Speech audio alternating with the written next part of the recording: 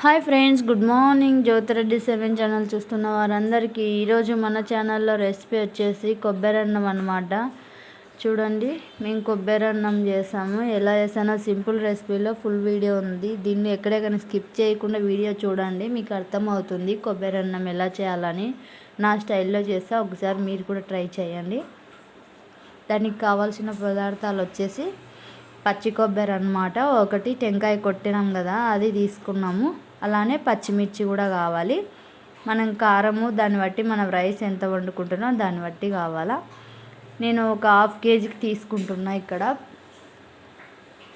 Half కేజీకి ఒక కొబ్బరికాయ సరిపోతుంది.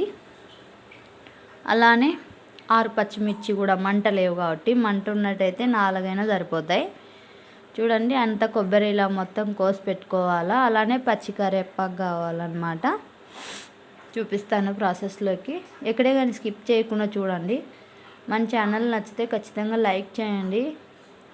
అలానే సబ్స్క్రైబ్ చేసుకోండి కొత్తగా వచ్చిన వాళ్ళైతే కనుక జ్యోతిరెడ్డి 7 ఛానల్ని. చూడండి, ఇలా మొత్తము కొబ్బరి పచ్చిమిర్చి కలిపి రోట్లో వేసి దంచుకోవాలన్నమాట. మీరు మిక్సీకైనా వేసుకోవచ్చు, రోట్లో దంచుకున్న పర్వాలేదు, మిక్సీకైనా వేసుకోవచ్చు. మేమైతే రోట్లోనే యూజ్ చేస్తున్నాం అన్నమాట. చూడండి, మొత్తం అంతా ఇలా దంచుకోవాలా. నేను 6 పచ్చిమిర్చి తీసుకున్నా, ఒక కొబ్బరికాయ తీసుకున్నా, హాఫ్ కేజీ రైస్ తీసుకున్నా అనమాట. హాఫ్ కేజీ రైస్కి వచ్చేసి ఈ క్వాంటిటీ తీసుకున్నా అనమాట. మీరు దాన్ని బట్టి పెంచుకోవచ్చు. మొత్తం అంతా దంచుకోవాలన్నమాట.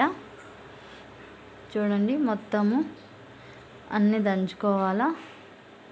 ఇలా దంచుకోవాలన్నమాట. పూర్తి మెత్తగా కాదు, ఇలా కొంచెం పలుకు కొబ్బరి పలుకు కనపడేట్టుగా అట్లా దంచుకోవాలన్నమాట. మొత్తం పచ్చిమిర్చి అది తర్వాత ప్రాసెస్ చూపిస్తాను. ఇలా ఒక గిన్నె పెట్టుకోవాలన్నమాట. అందులో నూనె, కొంచెం నెయ్యి వేసుకోవాలా. నెయ్యి వేయటం వల్ల ఫ్లేవర్ బాగుంటుంది కొబ్బరి అన్నము. చూడండి, నెయ్యి వేసుకోవాలి. కొబ్బరి రైస్ చాలా భలే ఉంటుంది అసలు, తినడానికి సూపర్గా. అలానే తాలింపు గింజలు వేసుకోవాలా. ఇది వీట్ అయిన తర్వాత ఆయిల్, నెయ్యి వేసాం కదా, మొత్తం అది ఇట్లా చిట్టపట్టలాడాలన్నమాట ఆవాలు. ఇప్పుడు ఒక గుప్పెడు శనగబ్యాళ్ళు వేసుకోవాలా. ఈ శనగబ్యాళ్ళు వచ్చేసి మొత్తం ఇలా వేంపుకోవాలన్నమాట, గోల్డ్ కలర్ వచ్చేంత వరకు. చూడండి, మొత్తం ఇలా ఏం చేసుకోవాలా. ఒక గరిటె తీసుకొని శనగబ్యాళ్ళు మొత్తం గోల్డ్ కలర్లోకి రావాలన్నమాట. అలానే గోల్డ్ కలర్ వచ్చేంత వరకు మనం వేయించుకుంటూనే ఉండాలా. చూస్తున్నారు కానీ లైక్ చేయట్లేదు, కొంచెం లైక్ చేయండి ఫ్రెండ్స్. మన వీడియోకి లైక్ చేయటం వల్ల ఈ రెసిపీ 10 మందికి రీచ్ అవుతుందన్నమాట. మరో 10 మంది చూడగలుగుతారు. ఖచ్చితంగా లైక్ చేయండి. అలానే ఒక పిరికెడు కరివేపాకు వేసుకోవాలా, పచ్చిది. పచ్చిది వేయటం వల్ల కొబ్బరి అన్నానికి చాలా ఫ్లేవర్ వస్తుందన్నమాట. చూడండి, మొత్తం ఇలా వేసుకున్న తర్వాత మనం ఆల్రెడీ దంచి పెట్టుకున్నాం కదా కొబ్బరి పలుకులుగా, ఇలా కొంచెం దంచినది అది అందులో వేసేసి మనము పచ్చి వాసన పోయేటట్టు కలుపుకోవాలన్నమాట. మొత్తం ఇదంతా ఇందులో వేసుకోవాలా. ఇందులో వేసి మొత్తం ఇలా కలబెట్టుకోవాలన్నమాట బాగా. కొంచెం ఇందులోనే మనము కొంచెం అల్లం వెల్లుల్లి పేస్ట్, పసుపు కూడా యాడ్ చేసుకోవాలన్నమాట. కొంచెం పసుపు కూడా యాడ్ చేసుకున్నాము. అల్లం వెల్లుల్లి పేస్ట్ కూడా వేసి కొంచెం పచ్చివాసన పోయేటట్టు కలబెట్టుకోవాలి.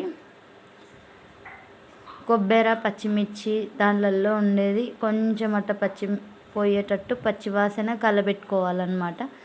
మనము రైస్ ఏ గిన్నెతో తీసుకున్నామో ఆ గిన్నెతో 2 గిన్నెలు నీళ్లు పోసుకోవాలన్నమాట. కొబ్బరిలో రైస్ వేసి బాగా కలబెట్టేసుకొని, ఏ రైస్తో తీసుకున్నామో దాంతో 2 గిన్నె వాటర్ పోసేసి ఇలా మొత్తం ఇలా కలబెట్టేసిన తర్వాత ఇలా ఉడకబడుతుందన్నమాట. ఇలా ఉడికిన తర్వాత మొత్తం వచ్చేసి మనం మూత పెట్టేసి స్లో మంట మీద ఉడికించుకోవాలన్నమాట. చూసారు కదా, ఫైనల్గా ఇలా స్లో మంట మీద ఉడికించుకుంటే కొబ్బరి అన్నం రెడీ అవుతుంది. చాలా ఈజీ ప్రాసెస్ అన్నమాట. మీరు కూడా చేసుకోండి సింపుల్ ప్రాసెస్లో. నేను ఇలా చేశాను, ఎక్కడే కానీ స్కిప్ చేయకుండా చూడండి, ఈజీగా చేసుకుంటారు. అలానే ఖచ్చితంగా మన ఛానల్ నచ్చితే లైక్ చేయండి. బాయ్ ఫ్రెండ్స్, మరొక వాక్తో వస్తా.